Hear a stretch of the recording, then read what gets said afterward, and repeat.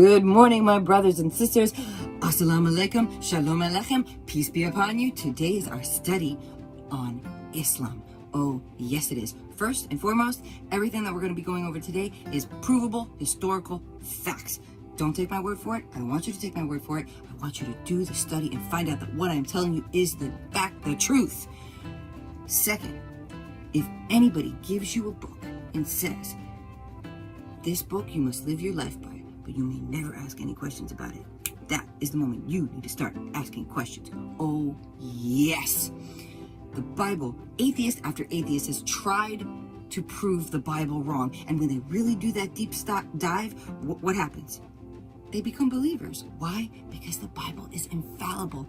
It's all true. And that's what people find out when they look into it. That is not the case for the Quran. So today we are going to ask the questions. How dare you say that is not the case? What do you mean? How dare you say? Well, I'm so glad you asked that question. Let's dive into that. Quick change. Okay, so sorry. All right, so let's first go over standard Islamic narrative. All right, so Muhammad is born in 570 AD in Mecca, right? He dies in 632. Now he receives the revelation of the Quran from 610 to 632. Abu Bakr takes over till 634, right, AD, right, and dies. Ummah takes over for 12 years and is killed.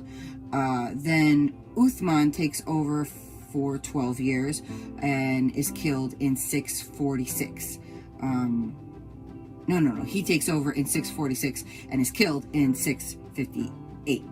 Okay, Uthman created the final Quran in 652 AD. Ali takes over and is killed in 661 AD.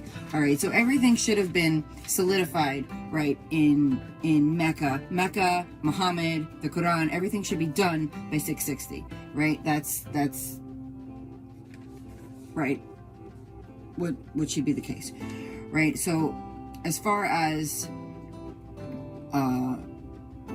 the sources for the Quran, we have the Sirah, the Hadith, the Tasfir, and the Tariq, right? So the Sirah is, if you don't know, is the biography of Muhammad. The Hadith is the sayings of Muhammad. The Tasfir are the commentaries of the Quran. The Tariq are the histories of mankind. And if you wanted to do like a comparison, right, the Tariq would be like Acts, you know, the history. The Tafsir would be like the Pauline letters and the oral commentaries. The Sirah and the Hadith will be what Jesus said, everything in red, you know what I mean? The Hadith will be everything in red. And the Sirah will be Mark, Matthew, Luke, John, all of that.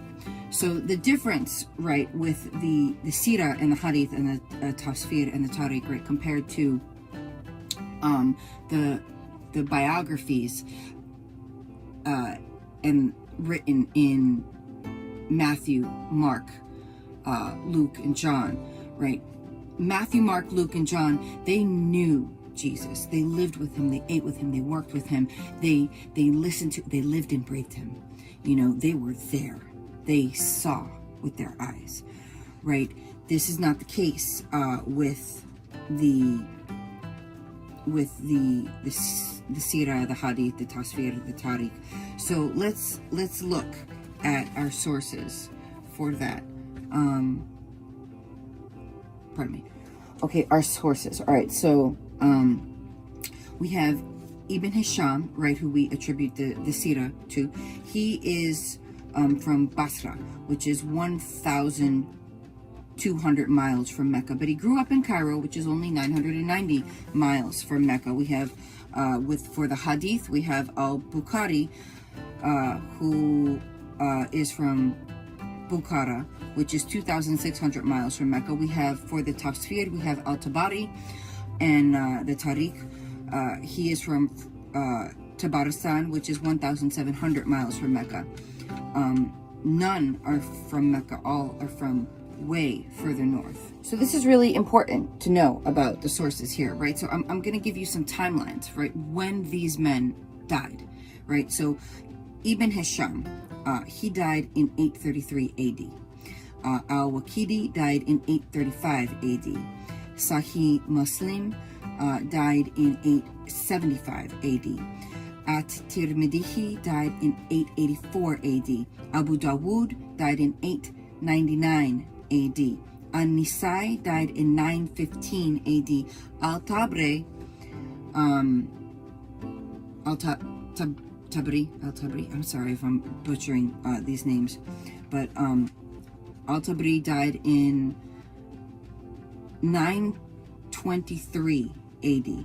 Okay, so this is 100 to 200 years after Muhammad supposedly lived. Now, why do I say supposedly lived, right?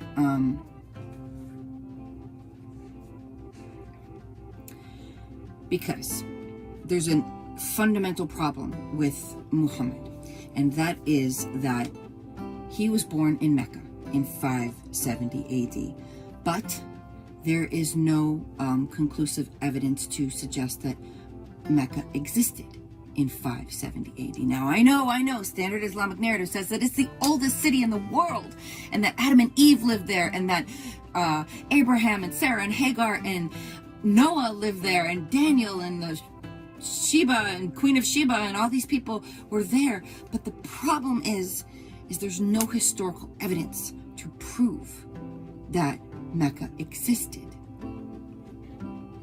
in the 6th century. So the Quran says, right, Quranic traditions, historically, they say that it's near Sodom and Gomorrah, that Abraham and Ishmael and Hagar lived there, that there were lush grains and vegetation and olive trees and streams. That makes no sense because Mecca's always been in a desert with badly depleted soil, and we know that from soil samples. Well, you might say, well, the Zamzam well is there, and that's an endless supply of water supplied by Allah, right? No. The Zamzam well is an endless supply of water supplied by 27 desalination tanks that are located in Jeddah. You can look this information up. That is how that the Saudi Arabian government is taking this well to the bank, okay? And it's sold, Zamzam water is sold all around the world. But those desalination tanks, they're all built by Western companies. I mean, America, Bechtel, Britain, Spain, Canada, all these different places have created these desalination tanks so that the Zamzam well can be an endless supply of water. And you can look up the progression of the well and the evidence thereof. And also there's Al-Safra and Al-Marwa, right? So you know the story how Hagar was sent away, and she didn't want the baby, she didn't want to look at the baby dying, right? So she puts the baby down, she walks away, and an angel comes to her and she says, don't you know God will, I'm paraphrasing here, will take care of your child. And she's going back and forth between Mount Moriah and Mount Scopus, right? So Al-Safra is Arabic for Scopus, and Al-Marwa is Arabic for Moriah.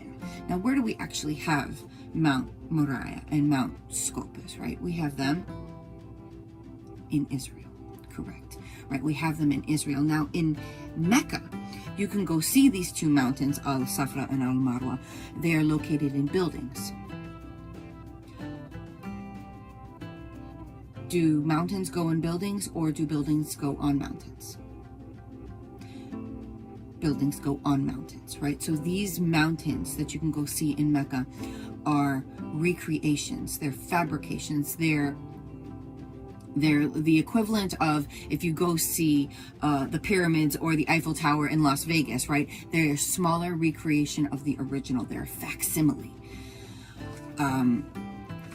So there's a problem there. The biggest problem, right? Well, the two biggest problems, right, are maps and archaeology, right? So today, Mecca is home to some of the tallest buildings in the world.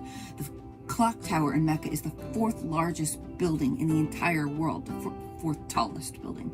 So you know what happens when you dig up the foundations for tall buildings. what happens? The archaeologists come out of the woodwork. Yes, they do. And they did. The problem is, when they were digging up the clock tower and all these other really big buildings, archaeologists in Saudi Arabia have admitted that there's really no historical evidence found for Mecca before the 9th century. And the best thing that they've found is like an Ottoman fort that was built in the 14th century. And that doesn't jive with Quranic traditions, right? It just doesn't make any sense. When you look in the Bible and you see Babylon is here and Jericho was there, you can go dig up those places, even though they're completely covered in sand, and find Babylon. You can see the Babylonian records, right? They dug in the sand. They found the Babylonian records. They found bricks with the names of kings that are listed in the Bible on the bricks in Babylon, where they say Babylon is. When you look at the archaeologists for Jericho, in the archaeology for Jericho, you can see that Jericho was surrounded by a wall, that the wall fell down outward like a ramp, right? So that the Israelites could go in and take the city. You can see that the entire city was burned. Before it was burned, it was Canaanite, and after it was burned, it was Hebrew. You can see all that. You can tell all that from archaeology. When the Bible says something is where it is, right? The Bible, the Torah, the Tanakh, the New Testament, the Old Testament, the Brit Hadashah, it's there. It's provable, right? It's real, right? When you have the biography of Jesus written by Matthew, Mark, Luke, and John, they saw him. They heard him.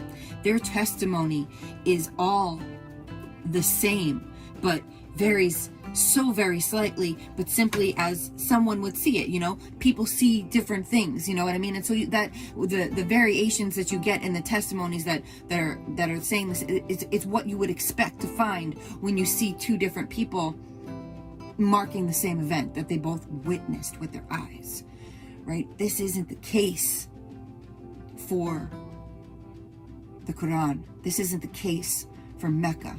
If all the prophets, right, that are supposedly buried in Mecca, Adam, Eve, Seth, Ishmael, Noah, Hud,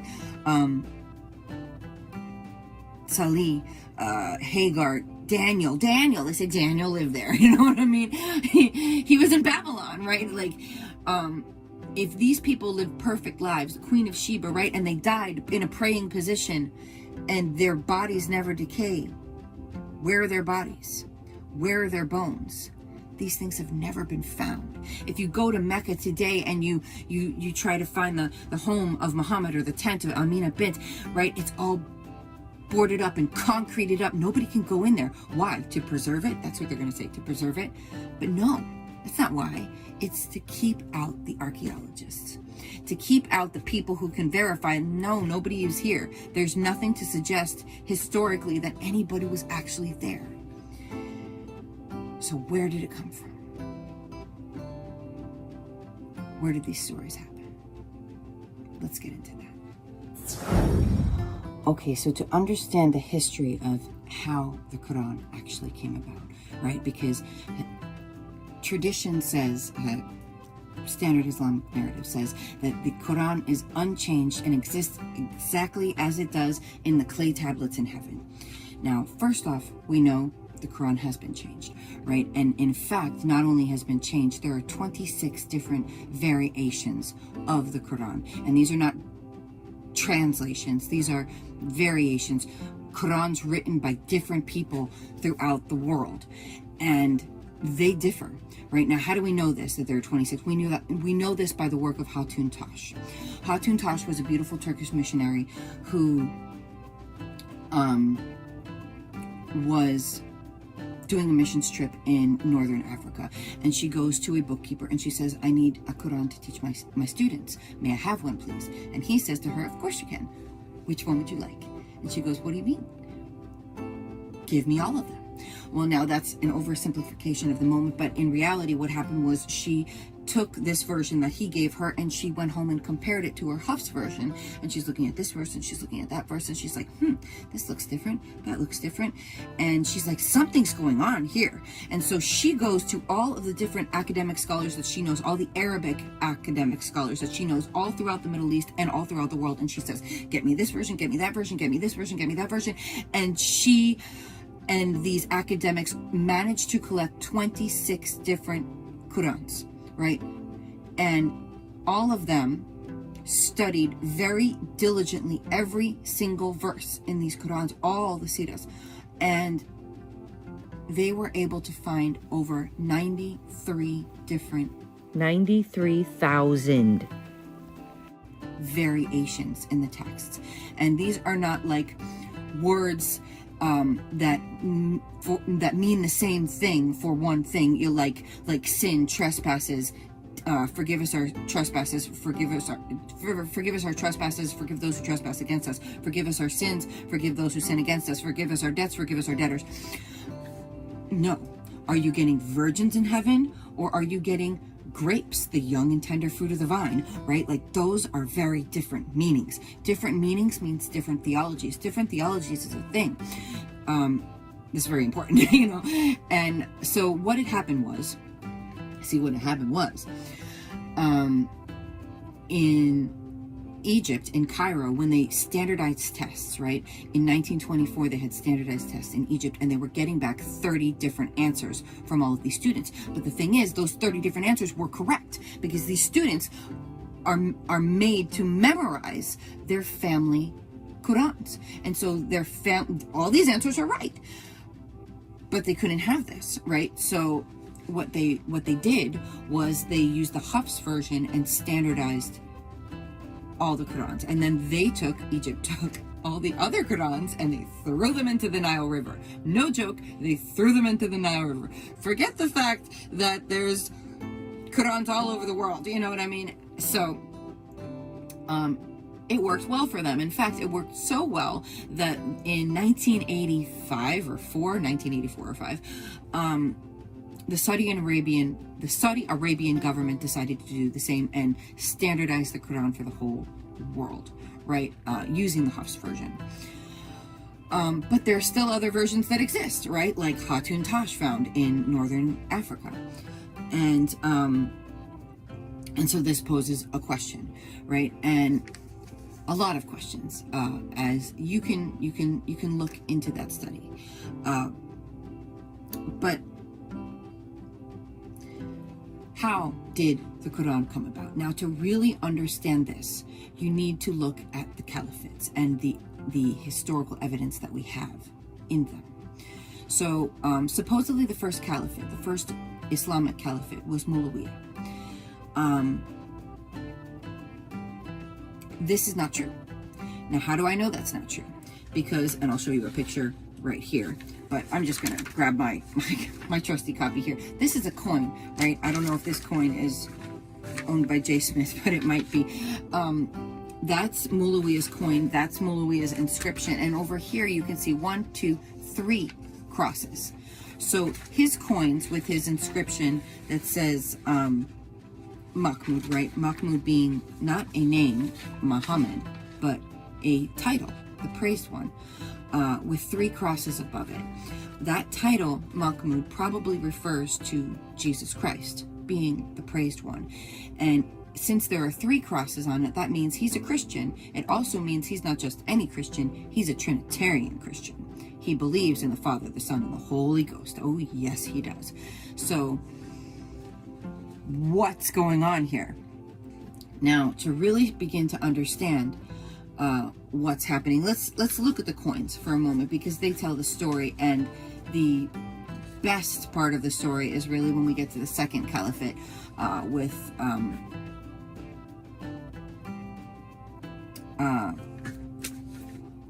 Abdul Malik, right? That's the interesting character here as far as who goes with Islam. All right, so coins, right? Sorry, I'm gonna have to use my notes, right? I don't want to waste your time. Coins introduce new rules. They have images, dates, and mint names. So standard Islamic narrative says that starts in the 9th century, but going back to 7th century coins, it doesn't fit the standard Islamic narrative. If everything happened in Mecca and Medina, right? Everything in the Quran happened in Mecca and Medina. How come all the coins are minted way further north? All right. So when Muhammad dies, there are coins in the 7th century. They are in Arabic, and they do talk about rulers, like Muawiyah's coin, the numismatics for the Rashidun period in 624 to 661. That's AD. They have crosses on them. So this is a big question mark. Okay, so we have the image of Muawiyah, we have an inscription, we have the word Mahmud on it. Now, is it a name or is it a title? Mahmud means the praised one. So this is most likely speaking about Jesus Christ. And the inscription, the diaph on his coin says, Muawiyah, the servant of God and the servant of the believers. Who are those believers? Those are not believers in Muhammad. Those are believers in Christ, right? Thus the 3 crosses. Okay, so we find no reference to anyone called Muslim in the 7th century. And the other thing, right, as far as Mecca goes, right, you can't find Mecca on any maps, right? We have the work of Ptolemy. I'm going to digress for a second and go back to this. We have the work of Ptolemy. Now, Ptolemy wrote geographical books, right? He wrote about the mountains, the rivers, the people, the vegetation, the livestock, all those types of the cultures. He wrote about all that. And so, but he didn't write actual maps. We have people that took his books later on and made maps. Now, Ptolemy lived in the second century. So if Mecca was around from the time of Adam and Eve, it certainly should have been around during the 2nd century, right? AD. If Abraham lived there, that means that Mecca was around in 1948 BC. So it definitely should have been there by the 2nd century AD. So we have the work of Ptolemy. So now we have these people who have built maps using his work. So we have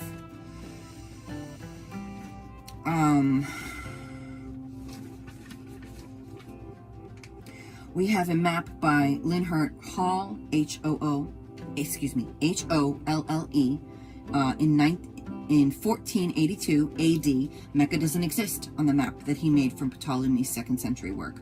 We have a map by Laurent Fries in 1541 AD. Mecca doesn't exist at all using Ptolemy's work. We have a map by Munster in 1571. Mecca still doesn't exist. In the 7th century maps that are redacted, Mecca is still missing.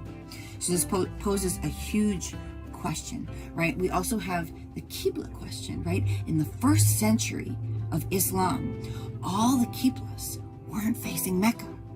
They were facing Jerusalem or Petra. Now, David King said that in the 1st century they were just really bad at math. But then Dan Gibson did a study and he found out that they were all facing the same direction within 1 degree of Petra or Jerusalem, right? They're basically the same area.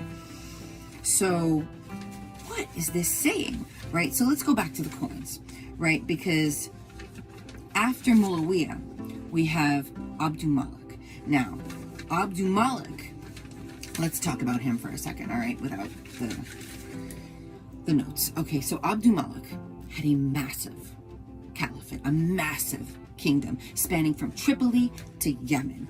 Okay, when you have a kingdom that large, his goal was to conquer, right? Like that was his goal. He was a conqueror. He was a conqueror like close to the size of like Alexander the Great. That was the kind of man that he was. And he was also a Christian, but he was not a regular kind of Christian. No. He was an anti-Trinitarian Christian, which is not unheard of. It's Arianism, like, but Abdul Malik was a much greater influence than Arius, I believe. So you know the story about when, after Jesus was baptized by John, right? And the heavens opened up, and the dove came down, and the sky shook with thunder, and everyone heard a voice saying, "This is my beloved Son in whom I am well pleased," right? And after that, Jesus fasted for 40 days and was in the wilderness and was tempted by the devil. And while he was being tempted by the devil took him up to a high mountain, and he showed him all the kingdoms of the world up until this time right now that we're in. And he said, "All of these are mine to give you. All you have to do is bow down and worship me." And he says, "Thou shalt not tempt the Lord thy God." And the devil didn't have anything left in his book of cards, you know what I mean? So he went away, right? And angels came and ministered to Yeshua, to Jesus. And the point is, whose kingdom? What did he say? All of these are mine to give you. So if you have a kingdom that spans from Tripoli to Yemen, who's going to give you that kingdom in this world? The devil. Yes. And out of all the lies that Islam tells, and it does tell a whole bunch of lies, the fact that Jesus didn't die on the cross is the biggest one, because that's the lie that cost you your salvation. And that is the crux of why I am giving this today, because to hell with the devil and to heaven with all of my friends, I am not going to let him take my friends to hell. And I have a lot of Muslim friends. I have a lot of Arab friends, and I have never known a time where I didn't. That's the truth. I've never known that time in my life. So that's why we're doing this today. So let's go back to Abdul Malik, right? So Abdul Malik was a anti-Trinitarian Christian. He believed in Jesus, right? The Quran says, that Jesus was born of a virgin and did all these different miracles, but it says that God created, that God had other plans. He deceived everybody that it was Jesus who died on the cross, that it wasn't actually him. Well, the Bible, we know, says that God is not a man that he can lie. He's not going to deceive anyone. Jesus says, "I am the life, the way, the truth, and the life." He's the truth. He cannot lie. He will not lie. And he is unchanging. He is uncreated. He is finished it on the cross, right? He's finished, and he's finished the work, and he is never changing. He's the one who is unchanged. He's the clay tablet in heaven. He's the truth. God can't lie, and he never will, right? So who is the God of the Quran? Who is Allah? You might say, well, Allah is just a generic Arabic word for God, but is it really? Did you know that there is a 17th century BC God, Sumerian God, called Allah? A-L-L-A,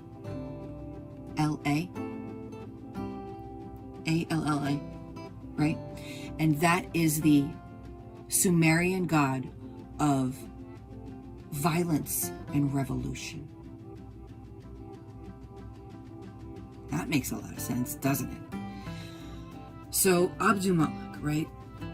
Abdul Malik was a conqueror, and his goal was to conquer. Now, in order to conquer people in the 9th century, you needed religion to do it, because religion ruled the world. The problem was Abdul Malik was a Hagarite. He was an Ishmaelite. He came from the line of Ishmael. Now, Ishmael was not the son of promise, and he had no prophetic line.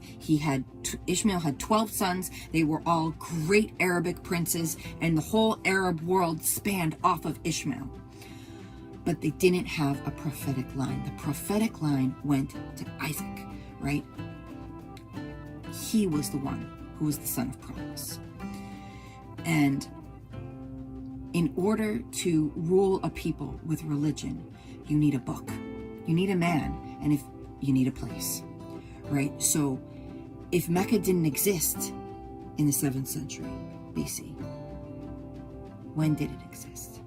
Well, it existed after Abdul Malik, who had the ability, the funds to create the ability, the army to do the conquest that supposedly Muhammad had done, the funds to get the scholars from this place and that place and the other place to bring together the Quran so that he could paste something together that people would be able to accept. And he created, and he had the funds to create Mecca in the desert where there was no city. Mecca is in a valley. It is 3,000 feet below.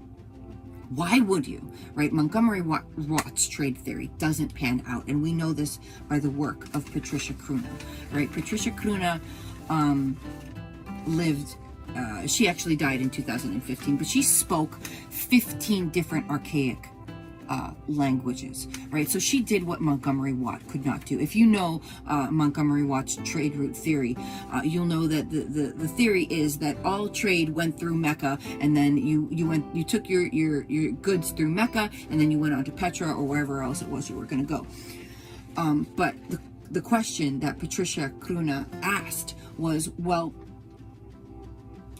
why would you take your goods and your camels in a valley down to a place where there's no water, no vegetation, and then go down 3,000 feet and then up another 3,000 feet? Your camels are famished. Why would you go by land, right, when you have to worry about marauders and all sorts of other things and feeding the camels, right, if you have a waterway? You had the Red Sea right there. So Patricia Cruna asked that question, and she did what no one else could do, which was look at the port trading documents, the Greek port trading documents. She read them, and she found that there is no mention of Mecca anywhere. So let's look at that really quick. Okay, so Patricia Cruna, C-R-O-N-E, umlaut over the O, right?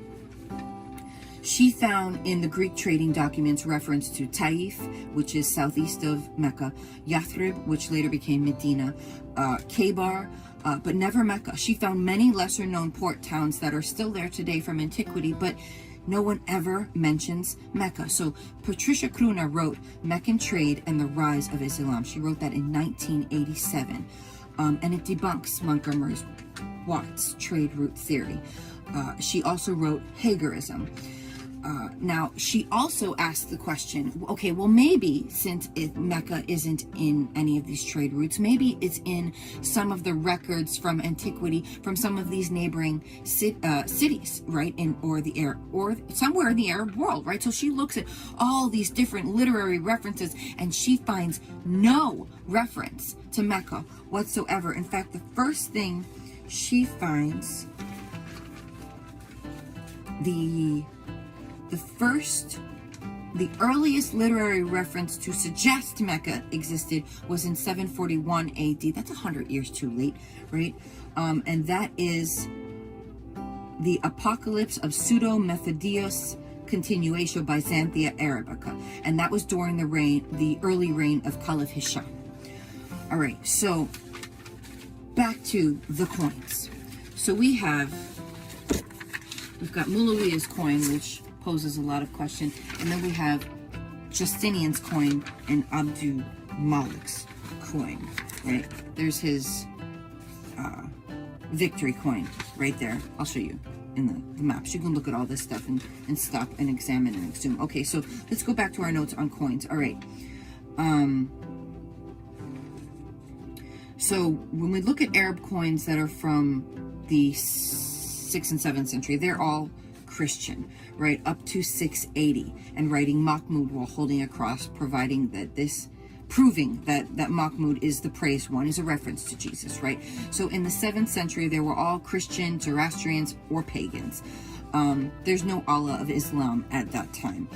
But Abdul Malik, right? Abdul Malik, who was attributed to the Second Caliphate, he was this great man, and he had the ability to create the Quran and to bring these scholars from all these different places.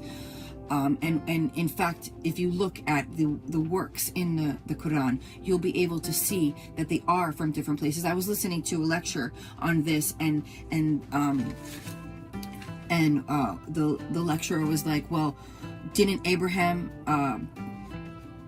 get thrown into the oven, right? And he's like, no, that was Meshach, Shadrach, and Abednego. And I'm like, well, yeah, that was Meshach, Shadrach, and Abednego, but it was also Abraham. I remember it was also Abraham. It's right here. Maybe it's back here. Hold on. It should be right here. And then I remembered, oh, I'm a Jew. It's Midrash, right? So there's Midrash in the Quran, right? That Midrash is like ancient Jewish sages, right? The stories to add to the Torah, right? To explain the Torah. There's Midrash. There's pagan stories. The seven sisters of Ephesus, right? Which is a pagan story. 4th or 5th century pagan story is in the Quran. You have all these different things that are actually in the Quran. So Justinian, right? This is how the anti-Trinitarianism came in about. So Justinian, who is another ruler, right? Another Byzantine ruler. He demands tribute from Abdul-Malik. Abdul-Malik does not like that, right? So he introduces this coin in 691 AD. Justinian's coin, it has Heraclius and its 2 sons on it, but their sons have orbs, and there's crosses on the orbs. Where's that picture that I showed you? I'll just do like that, and you can see. Okay, so Justinian, or Abdul-Malik says, you want tribute? Fine, I'll give you tribute. So he makes a different coin, right? With Heraclius and the 2 sons, but the crosses have been taken off, and the cross was mocked on the backside. So you see this like, that's the cross taken apart, right? And say not God. God is one, but say not God, say not 3, for God is one, right? And he has no son. Abdul-Malik made that mantra, not Muhammad. Abdul-Malik did. All right. So over this coin, Justinian is very offended, right? Because he's a good Christian. So Justinian II in 693 to 696, Justinian attacks Abdul-Malik and loses the battle, right? That's when we see this victory coin coming up, all right? And he adds his own image and the Shahada, either to confront or maybe claim messiahship. But we still don't see any true Islamic inscriptions for another 40 years, right? So keep in mind the importance of religion and theology in this time. If you want to dominate a people, you need to have a man, a book, and a place. 691, the cross is mocked on a coin by Abdul-Malik that introduces the Shahada. There is only one God, but God and the praised one is the messenger of God. That's in 693 AD, and he goes to war over that coin. Then in 696 AD, he makes his own coin, say not 3, for God is one, and he has no son. That's attacking Christians and the associators, right? Because they associate themselves with Jesus. But it's not exactly a Muslim yet, or any references to Muhammad, but Allah does appear, right? In 696, the coins, that's in 696, coins which suggest that it wasn't Muhammad introducing the anti-Trinitarianism, but it was actually Abdul-Malik. I just said that. Okay, so it's nothing more than Arianism. I said that too, all right, which has been around since the 4th century with the Gnostics and all of that, right? But Abdul-Malik was much, much stronger than Arius. Abdul-Malik, who had a kingdom that spanned from Tripoli to Yemen, was the type of man who could really make anti-Trinitarianism stick. And he did.